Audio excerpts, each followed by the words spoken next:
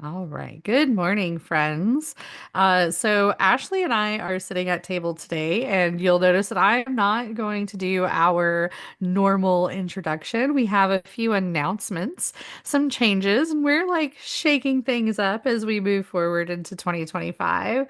And there's some changes that we're making, and Ashley and I are going to update those with you. But first, I want to say good afternoon. Thank you, everyone, for sitting down at table with us. Thank you, Ashley, for joining me as we move forward in this new endeavor.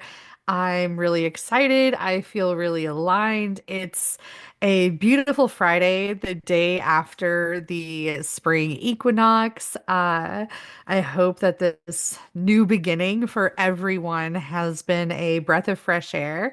And I think that this new beginning for us is also going to breathe life into this passion that both Ashley and I share. What do you think?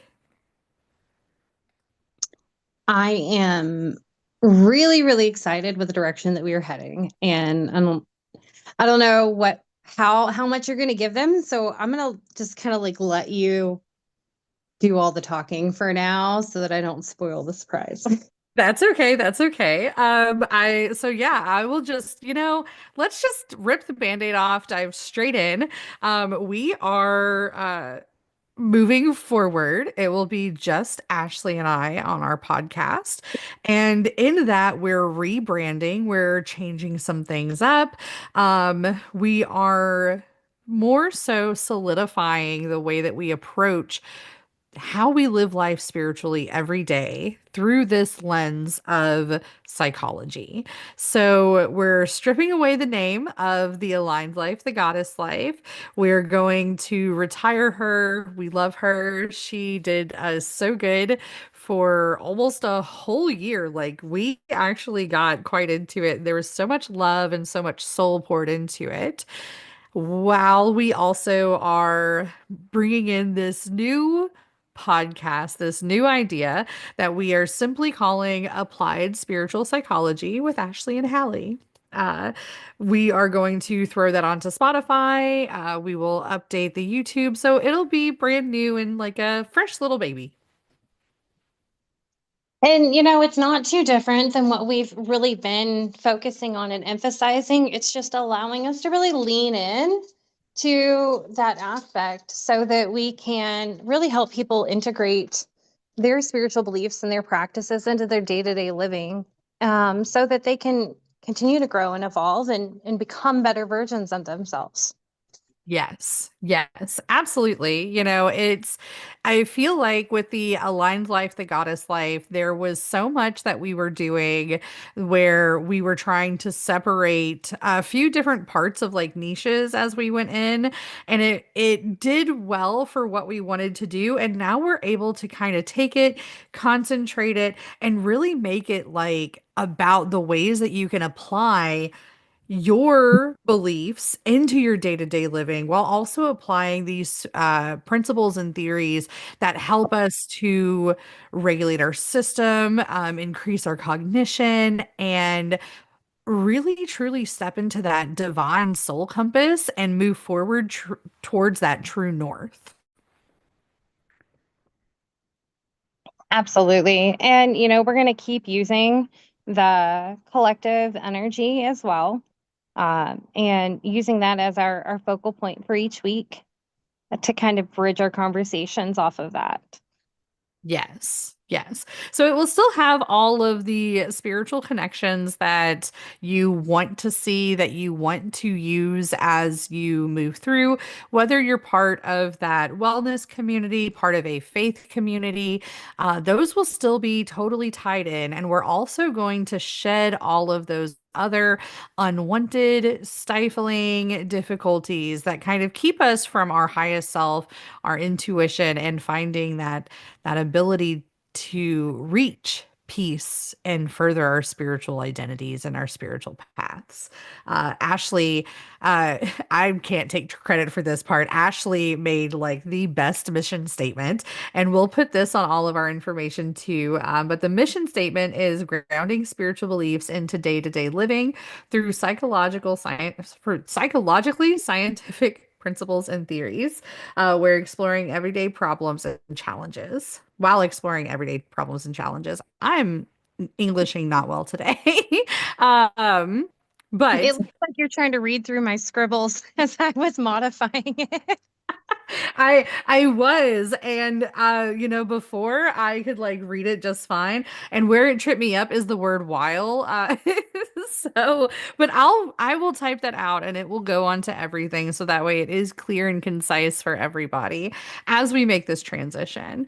But enough about our rebranding. We'll go into that more as the upcoming weeks go on because Ashley and I are going to talk about the energy that we are finding ourselves coming into and how that's going to show up for us. And this week, the energy is all about victimization at the heart chakra, Yep. which is that's deep. Like that's something I think everyone has experienced in like plain as day vision in themselves and other people around them.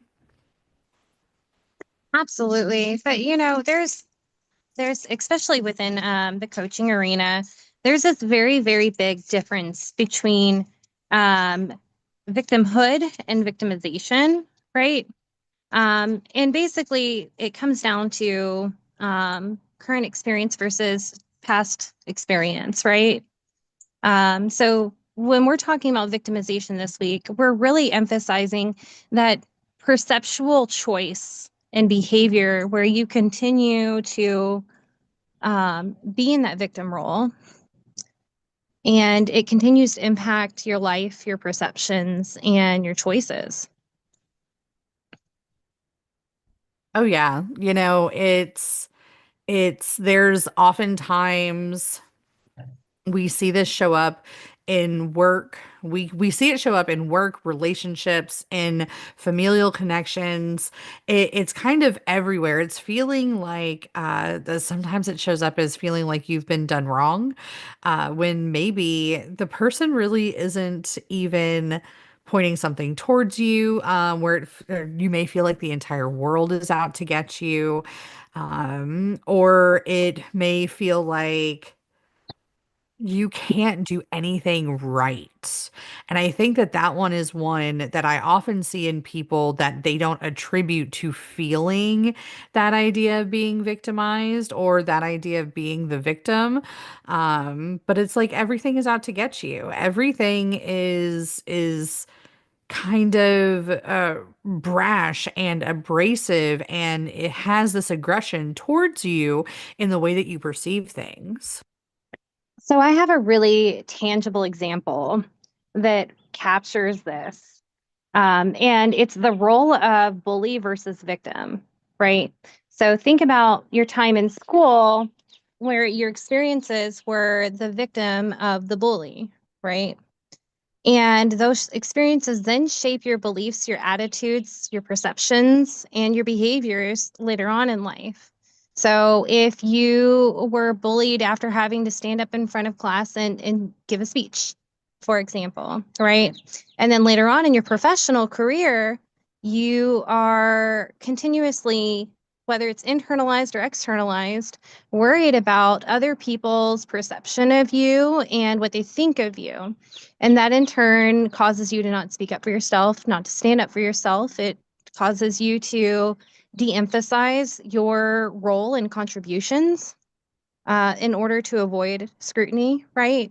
It impacts us in so many different ways. And we can internalize a lot of shame, especially when we're in a social evaluative position, right? Where other people are judging or evaluating our performance.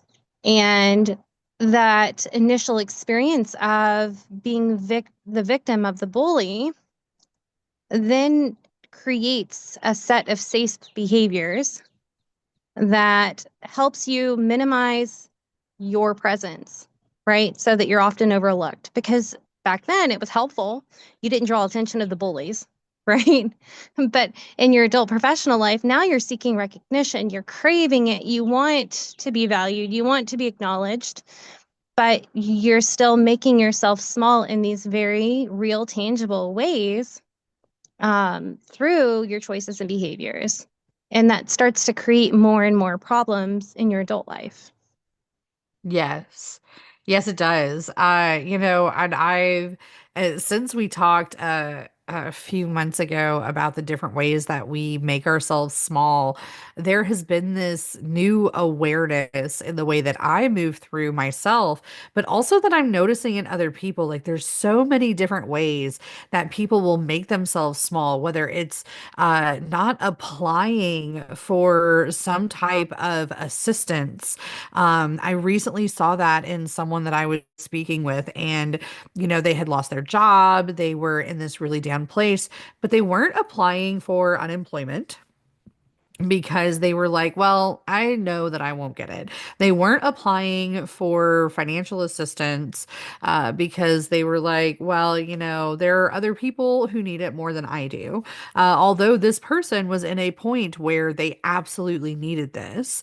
They also stopped advocating for themselves at work in these very emotionally driven atmospheres that caused this person to at first they spoke out against them with higher ups and with management because of a lot of the things that were happening that were unethical, and they were really against the what should have been the standards for this business. And because of that, there was this not only financial retaliation, but there is an emotional retaliation.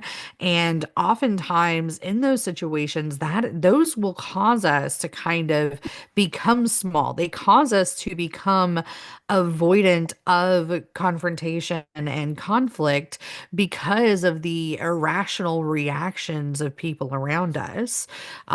We also see it a lot in those.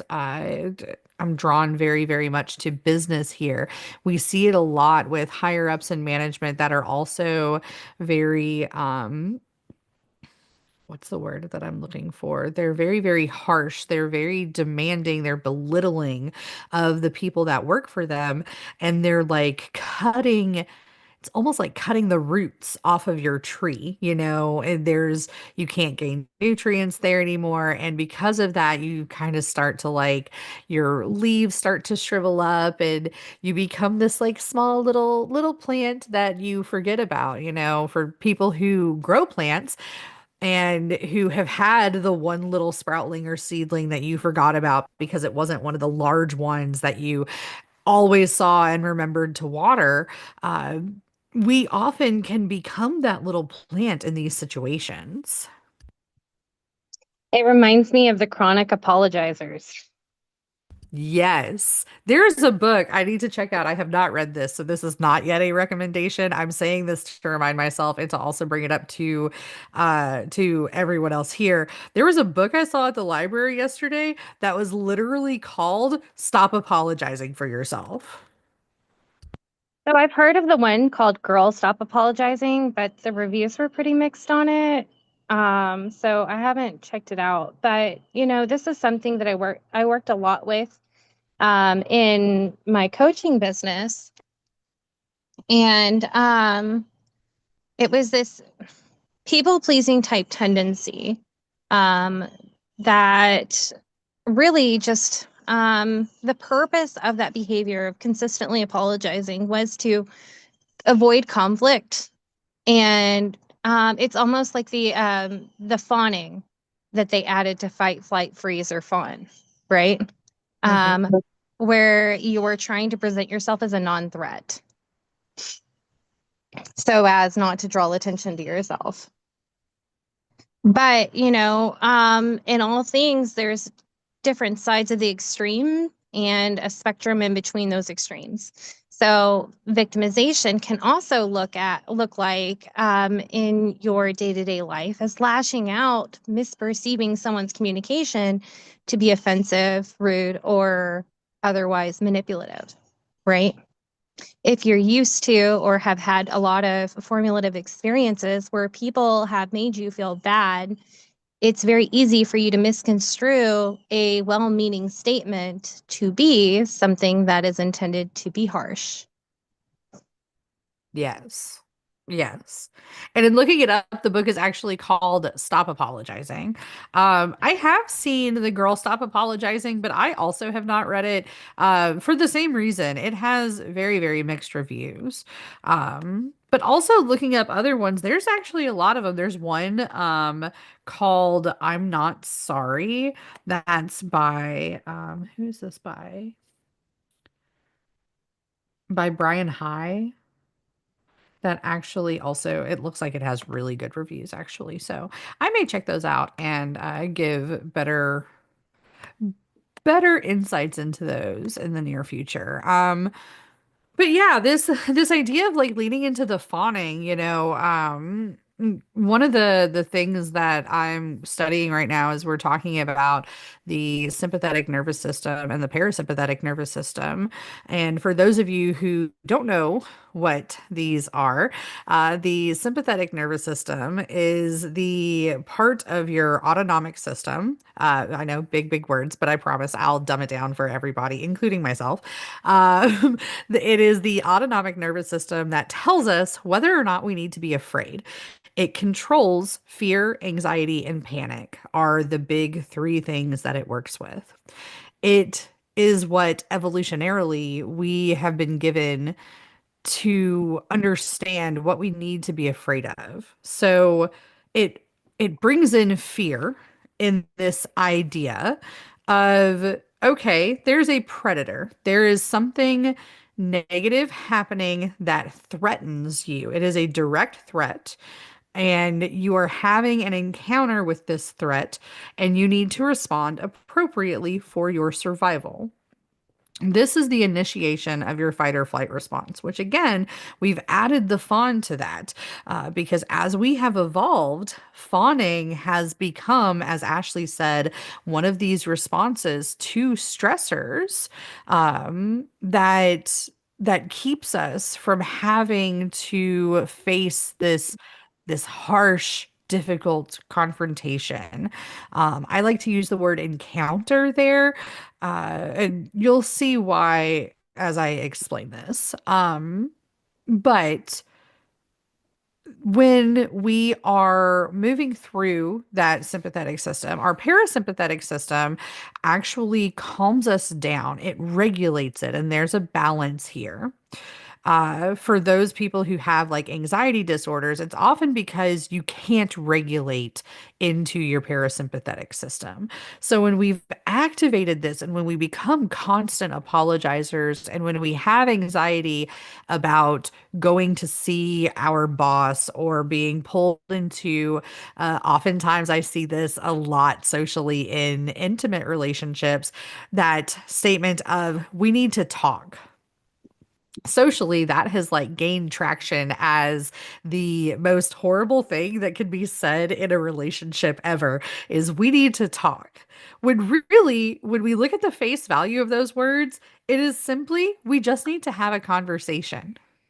That's what we need to do. We need to exchange words to maybe address a problem. Maybe we need to confront difficulties that we're having between the two of us. Maybe we need to make a plan for something going forward. Or, hey, maybe I've got a surprise for you. We don't know. At the face value of those words, we have no idea. However, because those words are typically followed with I no longer want to see you. I no longer want to be with you. I have feelings for someone else. All of these negative attributes, it creates this anxiety around it. And fawning has become this idea of immediately going in and sometimes it can come off as a I'm gonna throw this out there. It comes off a little manipulative, and we can go into those more difficult tendencies of being manipulative to make sure that maybe we don't lose this person in a relationship. Maybe we need to reevaluate how we're approaching these confrontations and these difficult situations instead of fawning and instead of saying, I'm sorry, or preemptively trying to fix a problem we don't yet know we have. I cannot tell you how many times before it really started, like on my healing, personal healing journey, that I would literally make up all of these stories and convince myself that was the case within my relationships, and then start to emotionally withdraw because I didn't want to get hurt. So I would in turn end up hurting myself because I started withdrawing from those relationships. Yep. Yep. The anticipation of it is so wild. And that's where we see like all of these anxiety disorders is because we're anticipating the future, but we can't see the future. We don't know what's going to happen, guys. Right. Well, and then we'll take words and we'll interpret them in a certain way based off of past experiences, which is human nature. Okay. But we have to cultivate that self awareness and recognize where we're creating narratives for other people, attempting to read their minds. Even Yeah. if you're an empath, you're an emotion reader, not a mind reader. Exactly. And we can of course set ourselves up. We can set up here I go again with my mental toolbox. We can set up our toolbox and understand coping skills, understand different tools that we can go in with, you know, like if we're looking to increase our intimate relationships and maybe I'm going to use big air quotes around the word ensure here that things are going well, we can do very commonly these days, people are doing like sweetener spells and they're, you know, manifesting the perfect partner. And in the witchy communities, they're doing all of these rituals. You can absolutely channel that energy into that higher, most wonderful good instead of setting it up to mitigate to anticipate what could happen.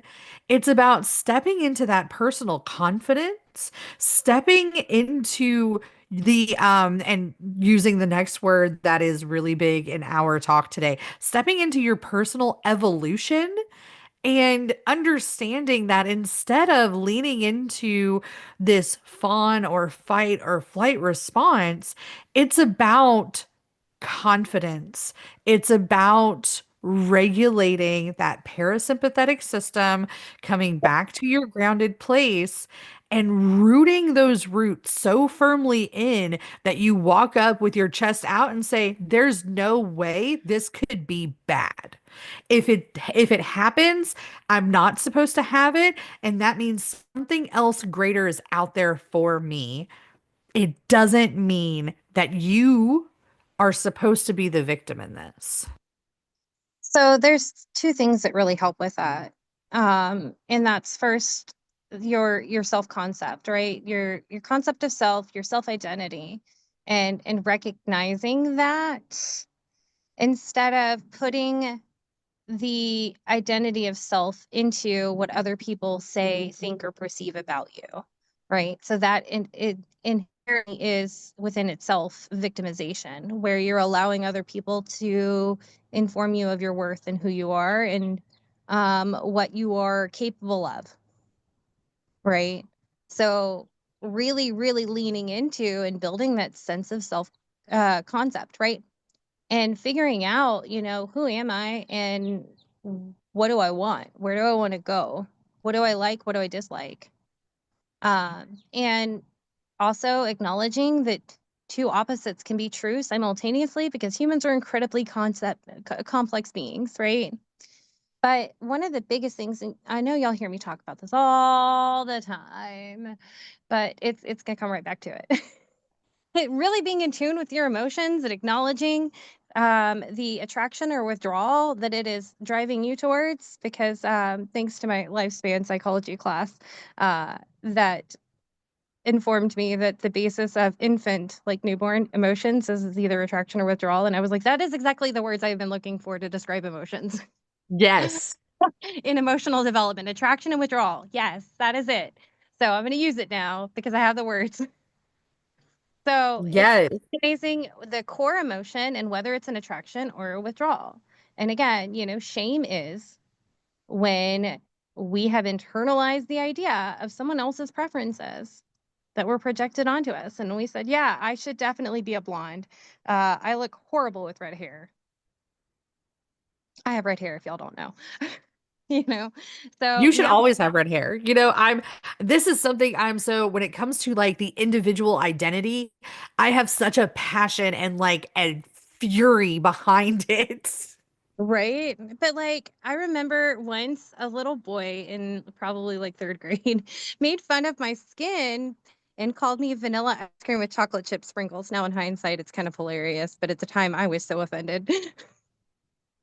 Yeah, people with freckles, people with red hair, people with blue eyes, you No, know, but the point is, he doesn't have to like it. That's okay. That's his preference. And it's just a preference. It doesn't have to define me or how I perceive myself. And let me tell you, at the end of testing, when back in the day when all you could do is sit there and stare at a wall until everybody else finished, those freckles came in handy. And I got to be really creative and play connect the dots while everybody else was just stuck staring at the wall. exactly, exactly. And I also want to stress that this applies with like your skills in business as well. Going back to all of that I have been feeling about the way that this works with our business identities, you're not supposed to have every single skill in the book. You're just not. That's just not how it works. You cannot be. I'm also drawn to that idea.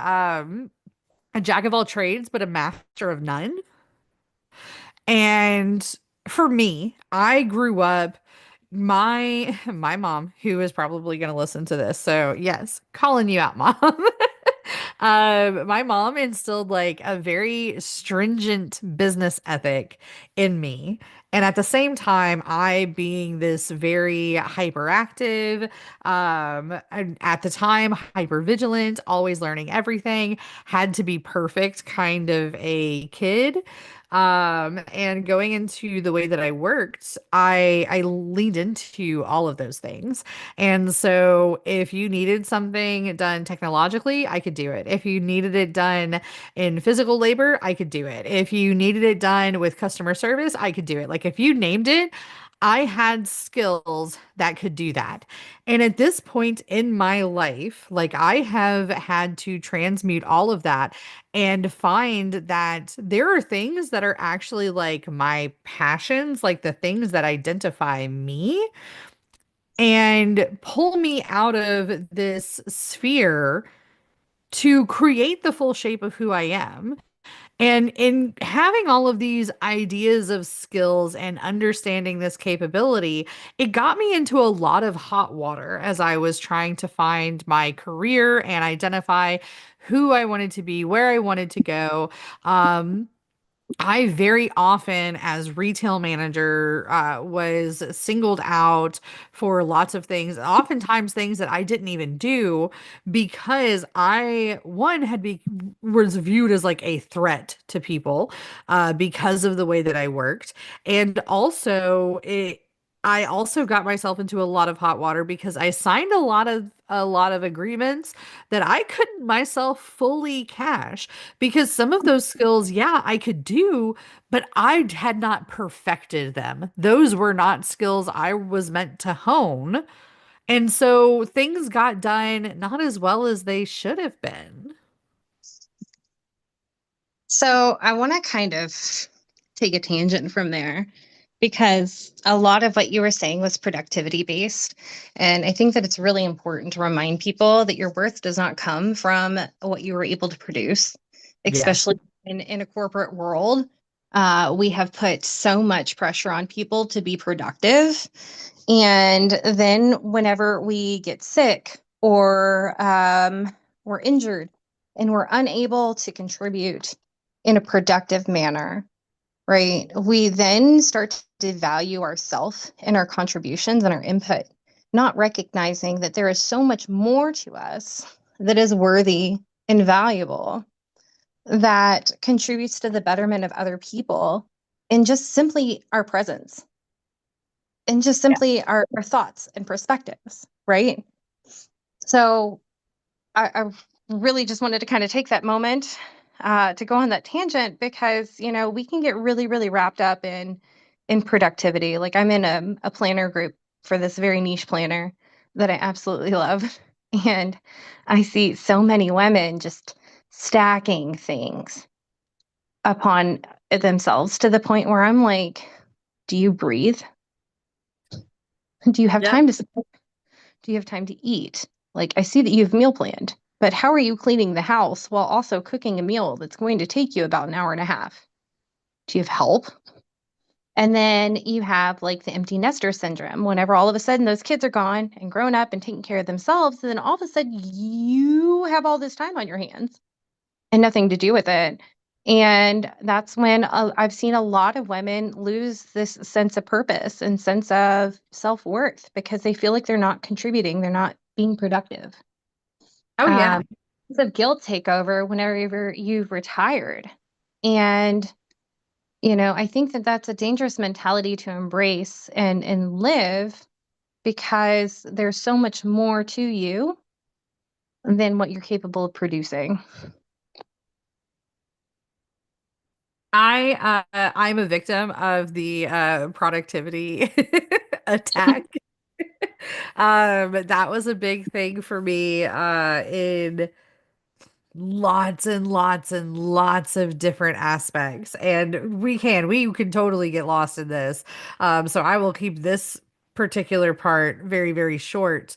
Um, and that, I don't think that there's any actual science behind this, but from my personal experience, and I want to hear from people if they have also had this experience. So please feel free to shoot me an email, or leave a comment in any of these about how increasing your productivity was a fawning response, especially when it came to the way that you brought up how can you be making this meal and cleaning the house at the same time? There's so many people that I have seen in abusive relationships, emotionally abusive relationships, or financially abusive relationships specifically, um, where you are the one that has to hold everything together. Like you have like the eight arms of Shiva. Like and you are just holding it all together like you are the creator of the universe and you have to do all of these things and your productivity becomes a response of the stressor because if the house isn't clean then your spouse your partner is angry. If the meal is not on the table at the specific time that it should be, your spouse or your partner comes home angry, um, or the feeling of worthlessness of not being able to make sure your kids made the bed in the morning, or maybe you feel like you're an awful mom because you didn't go in there and make the beds. And this is how, and you taking on so much and not actually honing the skill of it and doing so much productivity is a response of this anxiety that is brought towards you because of these situations. So just throwing that out there that I believe there's a correlation. And if you feel like there's a correlation in your experience, I want to hear from you because I can say that from my personal experience, it definitely has been. But it does, it breaks you down and it exacerbates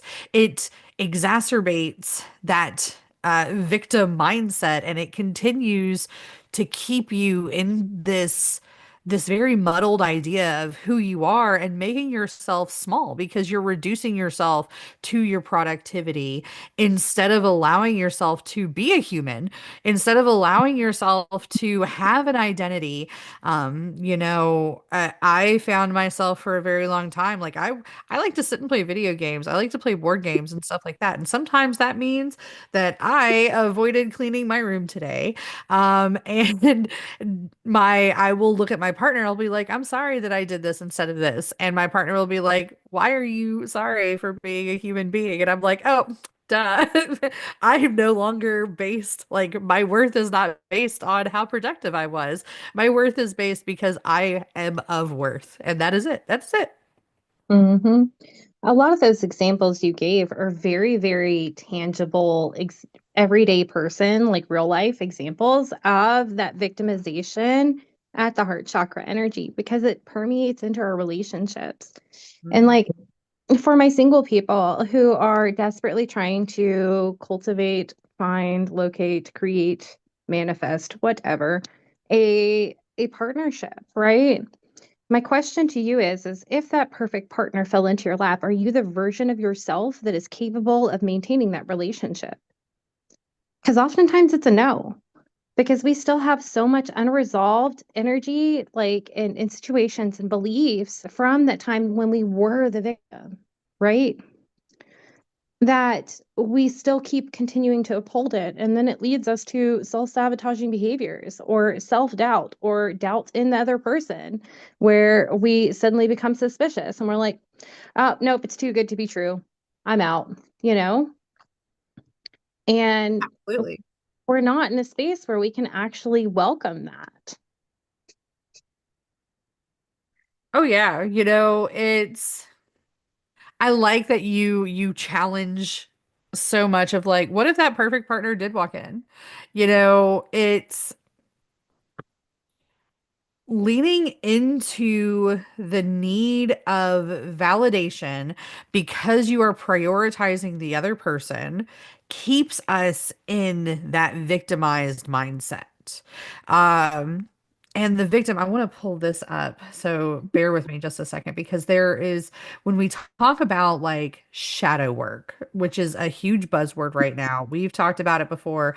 I talk about it all the time in my personal work. If any of you all know me personally, that's kind of just like what I do.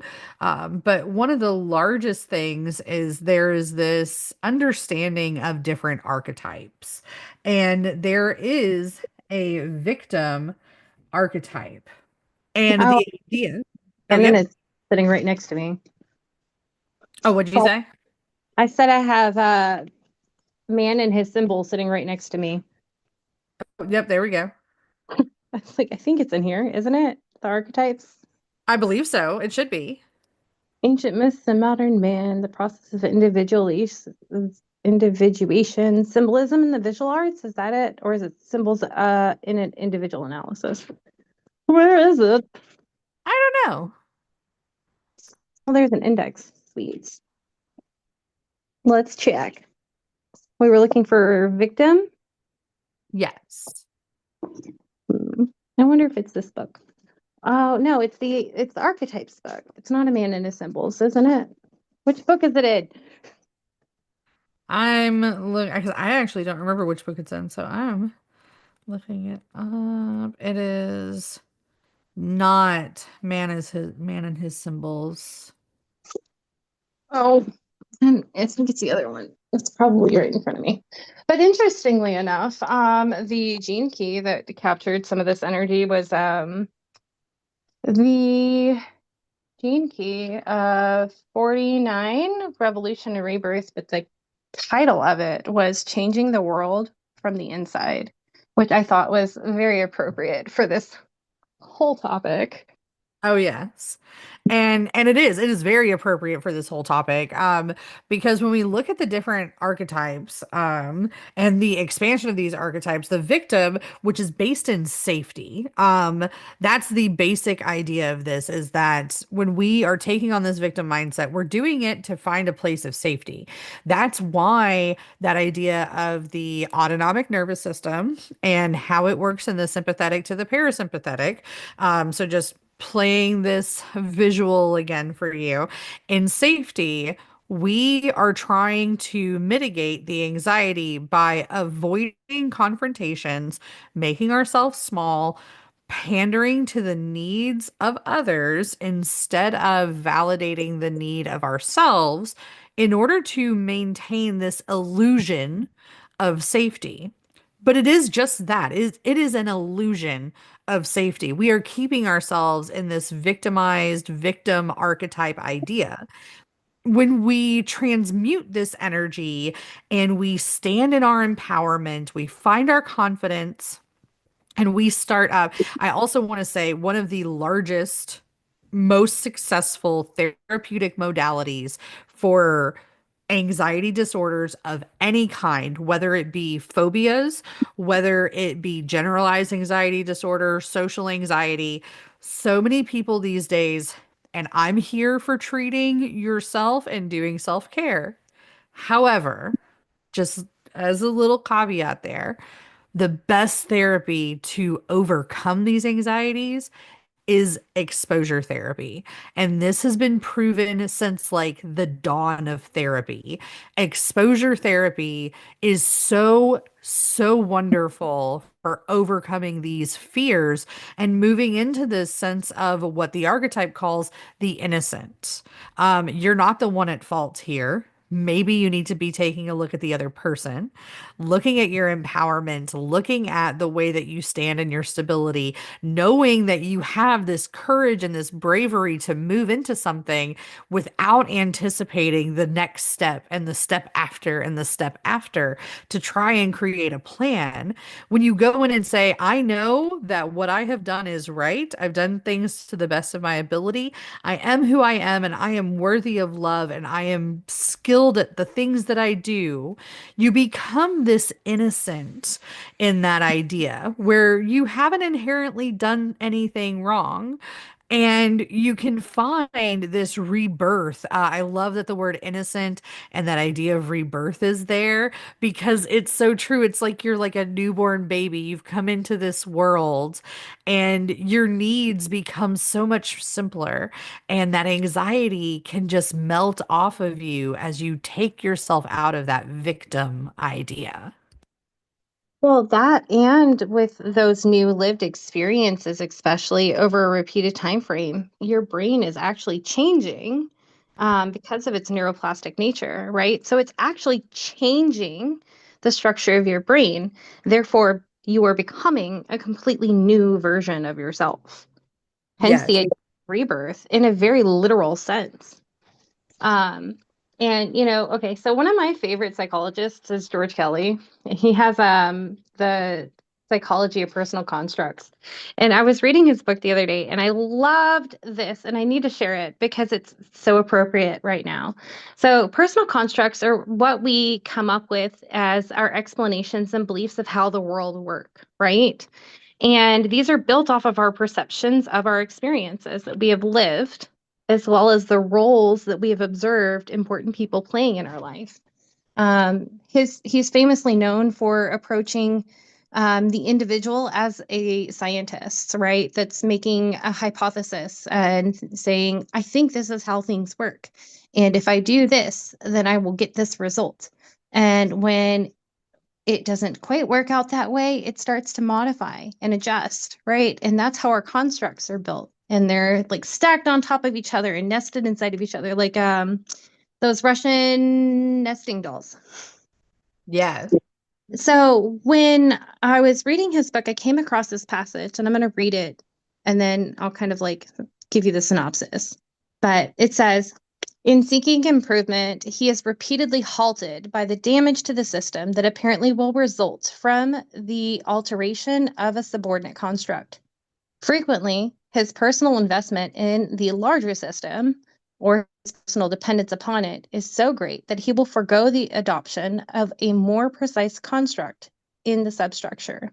It may take an act of psychotherapy or experience to get him to adjust his construct system to the point where new and more precise constructs can be incorporated. So essentially what he's saying is as we become so attached to these belief systems, like the victim, right, that we become invested in it. It defines who we are and how we perceive the world. And we will cling on to it like our life depends on it. And it takes an experience so great that turns our world upside on its head, right? Or a moment of realization through therapy or just in conversation with someone that's able to kind of get you to think about yourself or see yourself in a different perspective, right? But it takes these very powerful moments, that moment of awakening, right? Where it suddenly clicks and we let go of that false idea that we are always the victim and are allowed to adopt a new belief system and a new foundational structure that changes how we interact and perceive the world and our experiences within it. Oh yeah, I love that. I think that is probably the best way to frame that for anyone. And I also very, very often, and people got for a long time, they got a little confused at what I meant when I said this. However, one of the big things that I always tell people is that when we speak our truth, we're speaking it from our heart chakra. Mm-hmm. And, vocalization, although it comes through the throat chakra, it very much comes from that identification of standing in the love that you have for yourself, how you're building yourself, how you're showing up for yourself, and how you're showing up for the environment around you in that. And I think that in the ways of like removing those self-limiting beliefs and keeping the self small, that is so true to that whole idea. And it is so important to follow all of these things in order to step into that other archetype, that innocent archetype, and through our rebirth. Well, it's interesting because if you think about it, the throat chakra or expression, not just verbal, but expression in general, capturing beliefs, behaviors, choices, and vocalizations, right, is literally the bridge between truth and connection. The third eye being the truth, right? Our truth and our perceptions of the truth, right? And then our heart chakra being those connections that we form in those through those relationships, both in conceptual ideas and in person to person interactions. I love that. I love how you use the word expression for throat and being for heart. Like that is so so on the nose of exactly what it is. Absolutely. And on either side of that is choice. The higher Yeah. choice from the crown chakra and the ability to choose. And then underneath the heart is the solar plexus where our willpower sits. So choice is surrounding those concepts. And, that is the biggest thing that the victim does not have or has convinced themselves that they do not have is choice, which is why whenever I'm helping someone work through traumatic situations or situations where they felt very disempowered, I always make a point to put them back into choice. I like that. I think that that is, and that's exactly what it is. It's the choice of sometimes the choice to stay or to go, the choice to fear or not, the choice to assume or allow. And there's so many different sides of it, but it's all about choice and what you do with it.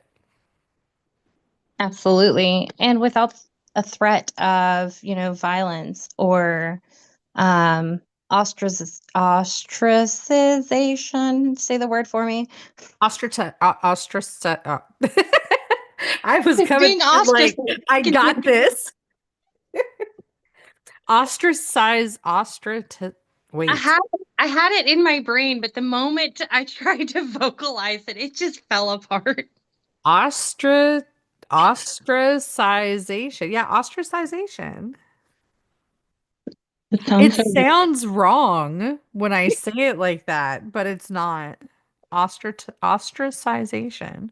I feel like there needs to be another T there. I need to talk to the English language. when you're being fear of being ostracized. How about that? I can say that word. There we go. Yeah. But my point is like you don't have to fear repercussions.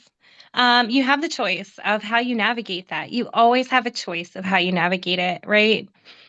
Short of someone putting a gun to your head, which, can happen absolutely in this life. But recognizing that even in that traumatic experience that you didn't have a choice, as soon as that is done, you now have a choice. You've gotten your choices back.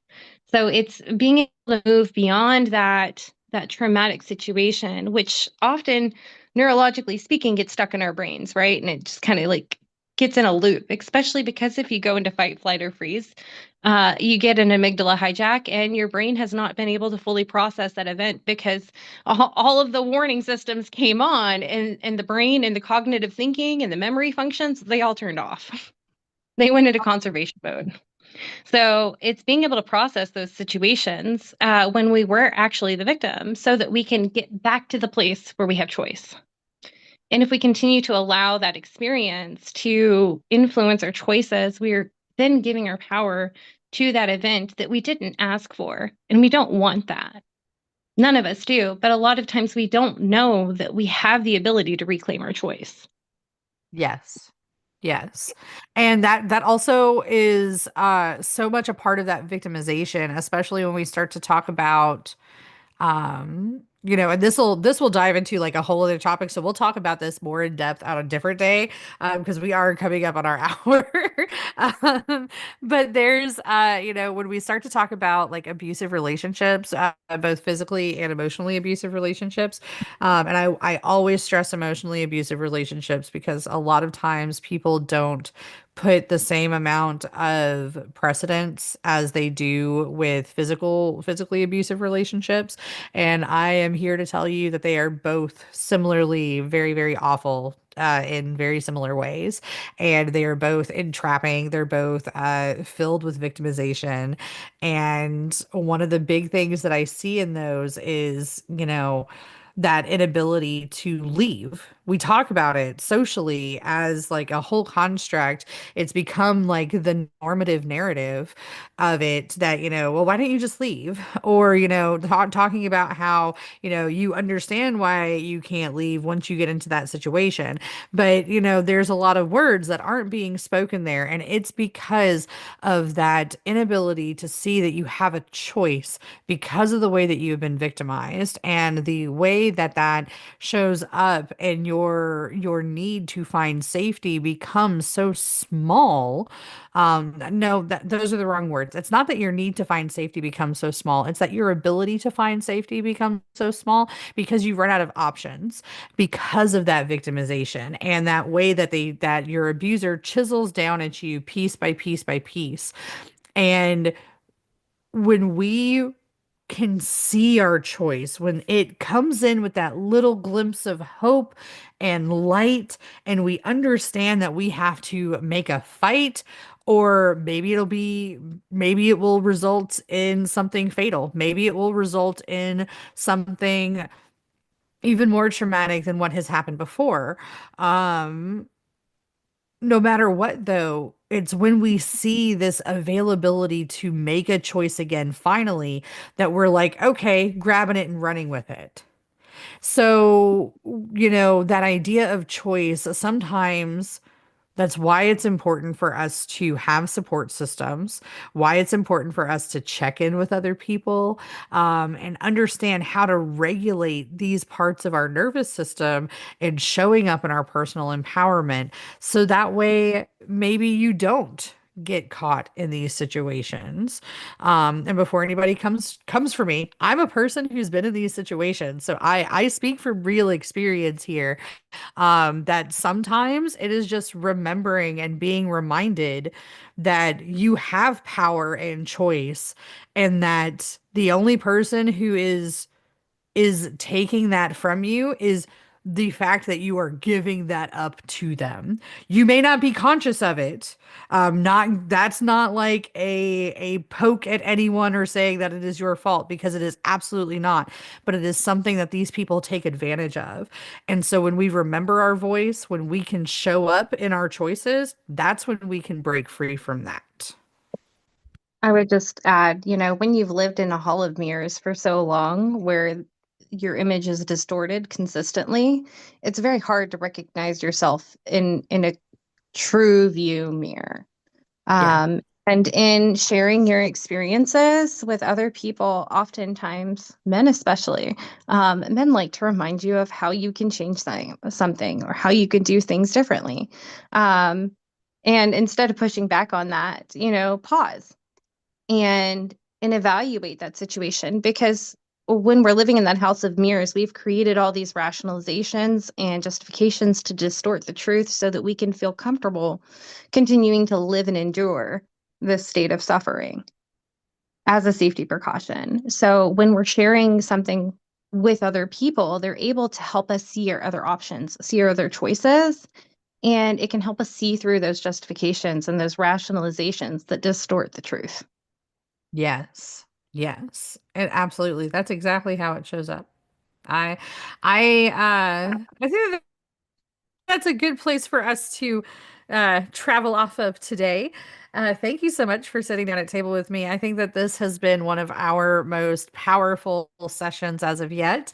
I hope that everyone listening got some information about how to show up for themselves, what it may look like for you to really dive in and tap into those different pieces of removing yourself from victimization and finding your revolutionary rebirth. I'm excited also about these changes that are happening to our podcast. Next week, I should have new graphics and we should have the name up and everything. And what are the energies for next week, Ashley? Confusion around the crown chakra, the ability to choose. So Oh, so what we're gonna dive even deeper. there's I love how sometimes they just like trail into each other. they always do. They always end up kind of building on each other. As long as you find that connection and that thread, it's always there. Oh, yeah, absolutely. Well, thank you so much for sharing all of your knowledge and all of your space with us. And we will be back next week, guys. I cannot wait. And Me also, bonus points if y'all can leave like a voice message of you attempting to say the word, um, I will love you forever. Yes, yes. And I welcome that for all words. Like if you hear us choking up, please help. Send help. We accept it. It's like a Finding Nemo moment. Right. We're all Well, human. It's okay. All right. I learned a long time ago that normal people trip on their words. oh yes. Well, that's another part, to take another like the 3 minutes and at the end here. That's another part of victimization is never being allowed to be wrong. Right. Or, to make a mistake. Yep, Um, that perfectionist mindset. I realized once I started paying attention that when someone tripped over a word or stumbled on it or mispronounced something, like it only took up like maybe a millisecond in my brain just so that I could like understand what they were trying to say. And then I moved on. I wasn't like sitting there insulting them and thinking that they were an awful human being or that they should not be on TV or whatever because of them tripping on a word. I realized that it is a very, very human experience. And the only person that was being very harsh was me to myself. Yep. Yep. That's, that self-critic is part of that whole cycle too. It's a Yep. thing. Yep. So, I'm going to keep tripping on words and y'all can laugh with me because sometimes I get tongue tied and it just happens. Absolutely. Well, go everyone, be kind to yourself, and Ashley and I will talk